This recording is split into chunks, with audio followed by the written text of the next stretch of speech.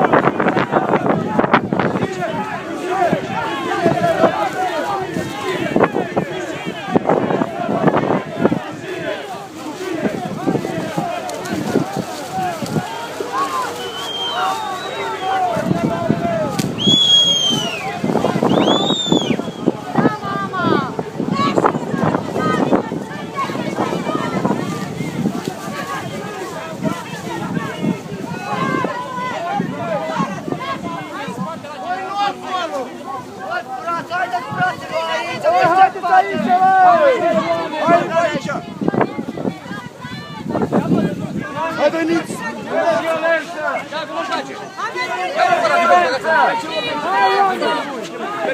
De ce luați oamenii după mea? Cine sunteți și de ce ordonați să-i băgați în dubă? Fără violență! Ăsta nu-i terorist! Vreau să salvezi și să avem apă, să bem, bă! Fără violență! Nu loviți oamenii! Fără violență! Fără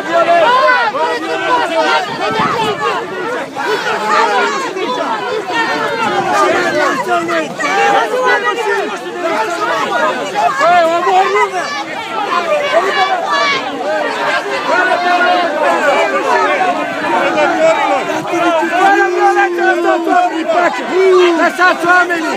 Lăsați oamenii în pace! Ia mâna de pe el! Ia mâna de pe el!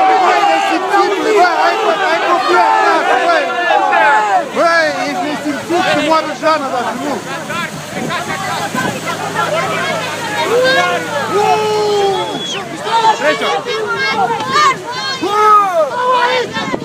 Unde duceți pe ăla? Nu vreau! Dar nu vreau! Fără violență! Fără violență! Nu-i loviți!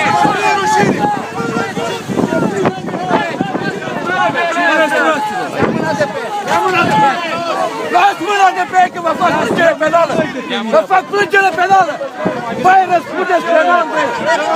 Băi, că nu pot să vă pun lumea ca la Revoluție! Hai, înțelegeți un lucru!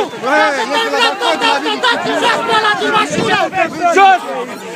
Eliberați pe oameni! Dați jos pe oameni din mașină și vorbiți cu ei și au terminat Eliberați oamenii! Eliberați! Eliberați! Eliberați! Eliberați! Eliberați! Eliberați!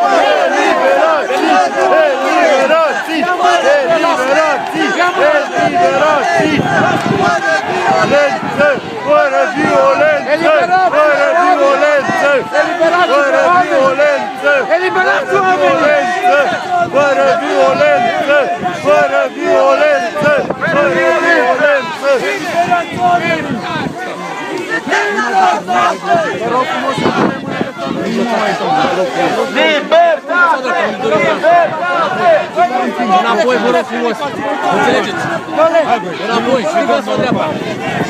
Trebuie să apărați Constituția și drepturile cetățenilor, articolul 1 din legea 55 de jandarmerie. Trebuie să apărați dreptul fundamental al Republicii. Fără violență! Fără violență! Fără violență!